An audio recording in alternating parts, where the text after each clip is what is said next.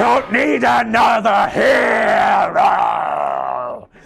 We don't need to know the way home.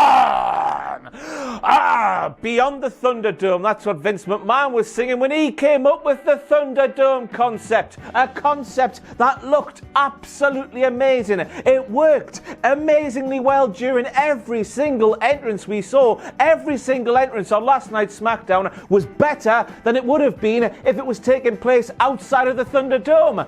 But during matches, during the talking segments inside the ring, doesn't work in my opinion. I'll tell you why a bit later on in this video as we take a look at all the WTF moments. I don't say it like that anymore. From last night's SmackDown. Hit the intro, friend.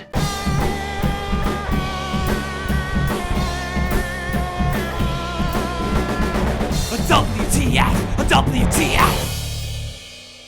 And our first WTF moment arrives as Vince McMahon himself says, "Welcome to WWE's Thunderdome!"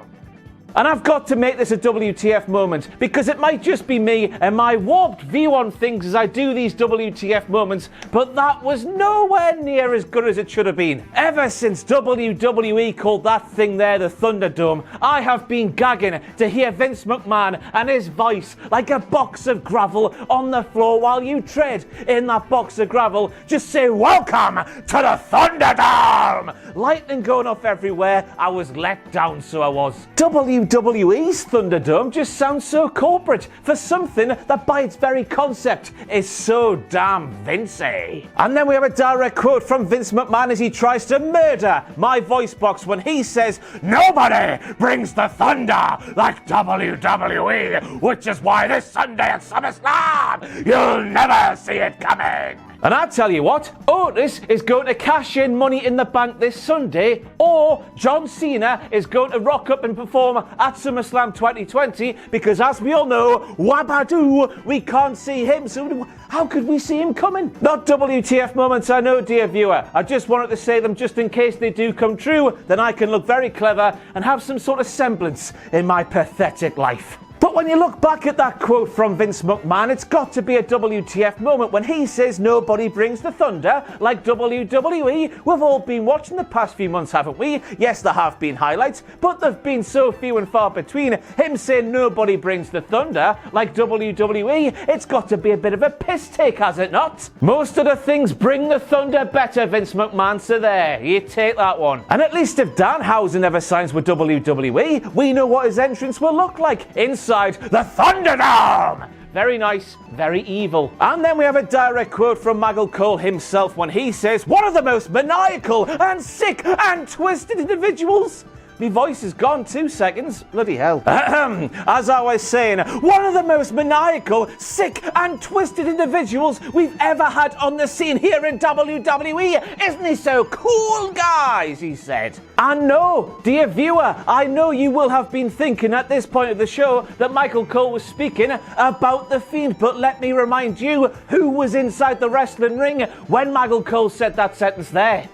Vince McMahon. And then we have Corey Graves, who just wants to know how Retribution got inside the Performance Center on last week's SmackDown and how Retribution got inside the Thunderdome on this week's SmackDown. And it was obvious to me that Corey Graves simply must have forgotten who WWE employed as their security team on last week's SmackDown, presumably employing the same people on this week's show and somehow expecting different results. That's the definition of insanity. My voice is completely buggered now. All I'm saying is, dear viewer, no wonder they got in the building. But, all may not be what it seems, because The Miz, he arrived on the scene a little bit too late, didn't he? Retribution came in, Retribution put up a fight, Retribution was sort of finished fighting, and then Miz came down to the ring and he fist bumped Jomo, and it looked like he was pretending to be part of the greater good, for want of a better term, on SmackDown, protecting the blue brand against this group known as Retribution. And obviously, being the hack that I am, I simply put The Miz and Retribution into Google and I found that video there. Yes, sit down, because I found out that The Miz is the guy who's letting Retribution inside the Performance Center because The Miz wants Retribution for George. After what Shane McMahon did to George on the grandest stage of them all, point at the lovely sign at the sky at WrestleMania 35. George Miz behind Retribution. Who would have thought it? And this right here, this is the moment I realised the single biggest issue with the Thunderdome concept. While it's cool to see fans on TV, if you were inside the Thunderdome last night, no doubt about it, you were saying, "Mom, look, I'm famous. Look at me, I'm on the telly." It's a wonderful thing to see, but bloody hell, looking at that scene there, look at every single fan, but a couple. They all look bored as piss, don't they? And the worst thing is that the bored look on most of the fans' faces there is almost completely unavoidable, and it's not down to the storylines. I can see you coming in the comments down there. The first issue is that most fans on that screen there are all by themselves while they're on the cameras inside the Thunderdome. When you're on your own, inside your house watching the wrestling, you're not screaming and chanting and doing everything you would do if you were inside the live arena with your pals watching the show in person. Unless, of course, you're a bit mental. And on top of that, most probably every single person watching SmackDown through the Thunderdome camera lens has neighbours, whether it be above or down below or to the left and to the right. And given the fact that SmackDown sort of takes place in the evening when people like to wind down after a hard Friday day at work, I doubt that most people inside the Thunderdome right there want to make too much noise. It's an issue I can see. Is it just me? And to be honest with you, I have got no idea how you rectify this issue, if it even is an issue. It was an issue for me, you might not give a toss, and good for you. But one issue WWE can definitely rectify is ensuring every single fan in the Thunderdome appears with a dark background behind them. Changing that would make so much difference to the viewing experience that is watching Friday Night SmackDown. I don't know about you at home once again, but at times I found the background too distracting from what was happening inside the ring. Darker background, not as distracting. But let's go through some of the WTF moments from the Thunderdome footage. First of all, a man fell asleep.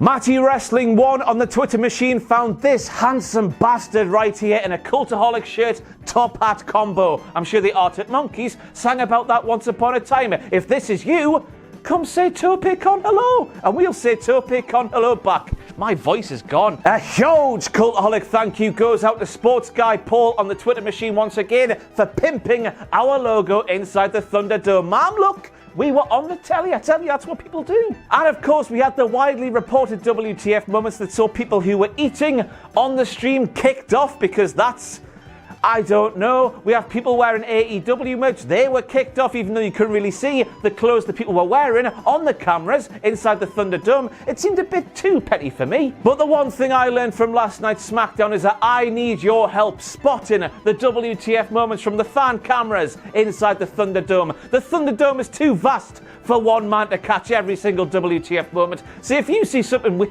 sorry about my voice here. If you see something weird happening in the cameras around the side of the arena, please let me know on Twitter at RossOnWrestling. I will appreciate your help. Thank you very much.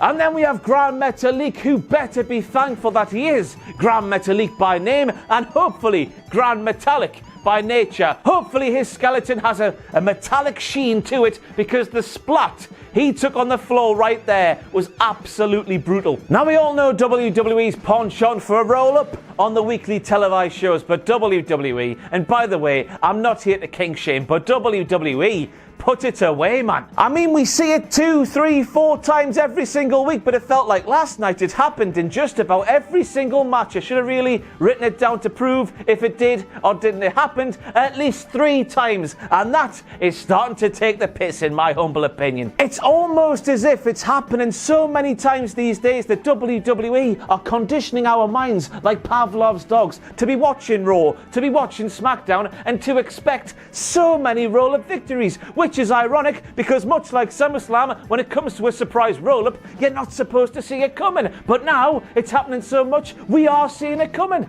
That's professional wrestling psychology for numpties right there. And then we saw AJ Styles hoof his Intercontinental Championship challenger Jeff Hardy right in the back of the knee. And Maggle Cole, who in this moment proved he is completely wasted on WWE commentary and should be away solving every single one of the unsolved mysteries on that Netflix series. He's that much of a fantastic detective, because Michael Cole saw AJ Styles do that to Jeff Hardy, and Michael Cole says, well, Corey, that's predetermined.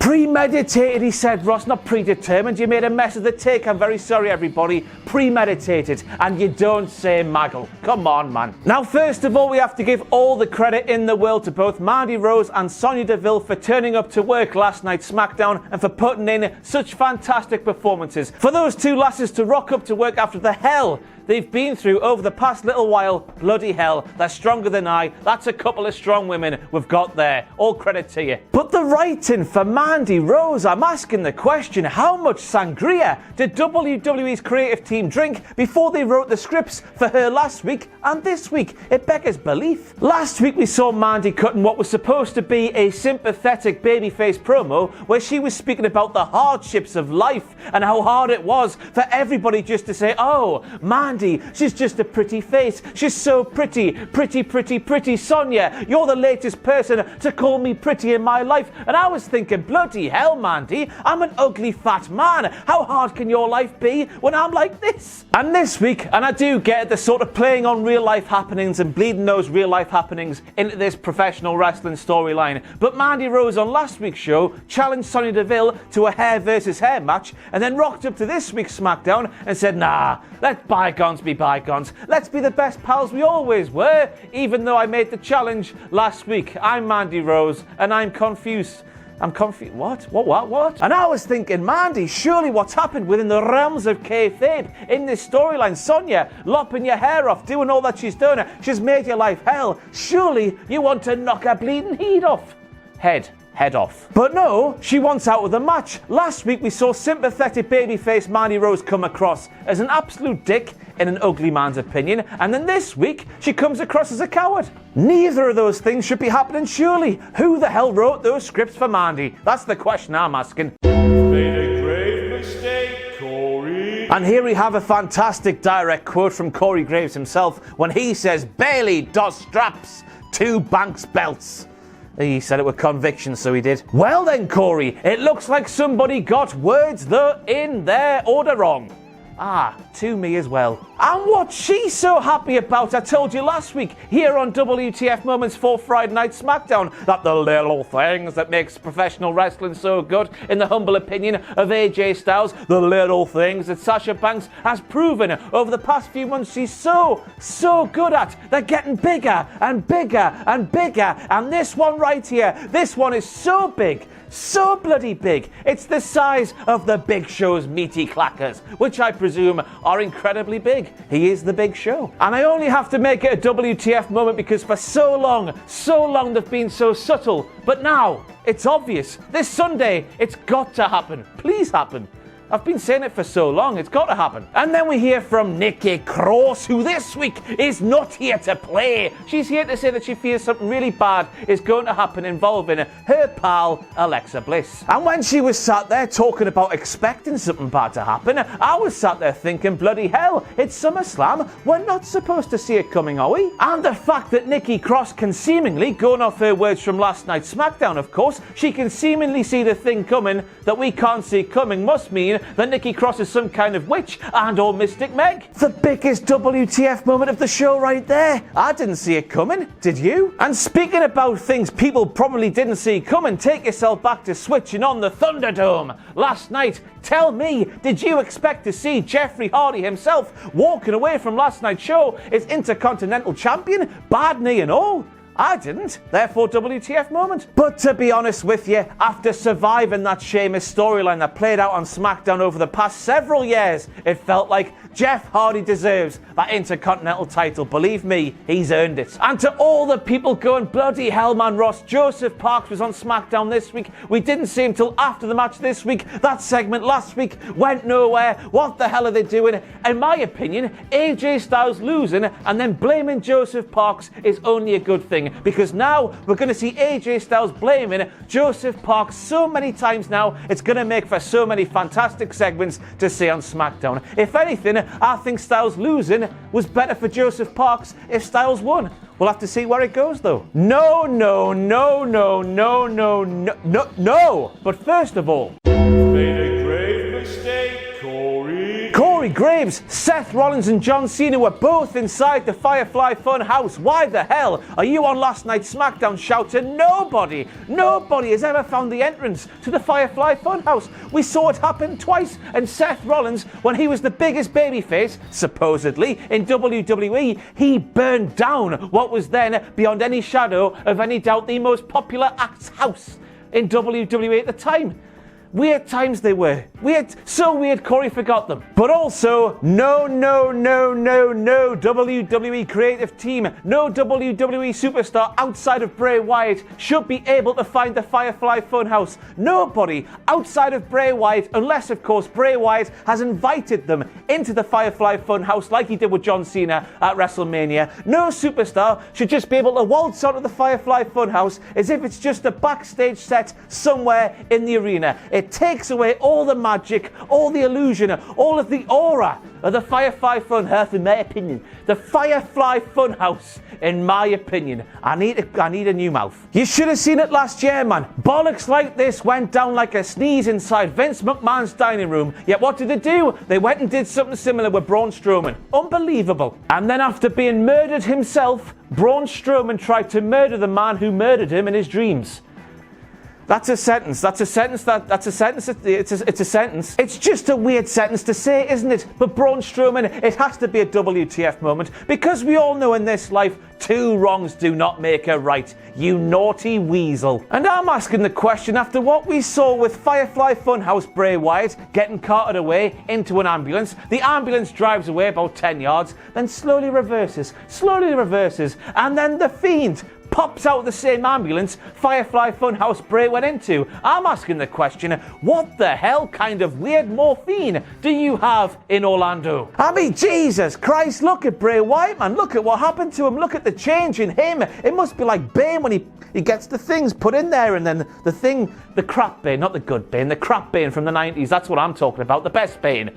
And of course, special shout out to Adam Pearce himself for some more WTF moment worthy acting when that ambulance was driving away, then driving towards him. No, you're supposed to go that way, man. No, not that way, that way. What the hell's going on here? It was so crap. It was absolutely fantastic. But the Fiend, that's it. I don't know anymore. And I think that's it for all the WTF moments from this week's SmackDown. My voice hopes that's all the WTF moments from this week's SmackDown. Check out the news video I did earlier today, right here on this YouTube channel. We had loads of fun there, didn't we, boys and girls? But as for me and WTF moments over the next few days, Sunday, AEWTF moments will be on the channel tomorrow. Monday, SummerSlam 2020 WTF moments. Tuesday, Raw WTF moments. Then next Thursday, I think, if it's back on Wednesday, AEW, then we're back into the normal routine. Although we're not, because Payback's next week. Why is Payback next week? Unbelievable. I've been Ross from Cultaholic.com. Thank you for watching us. Watching us? Who else is here? Thanks for watching me once again. Thanks for your continued support. Everything we do here at Cultaholic, my voice is about to explode. I'm going to stop speaking. I'll see you next time.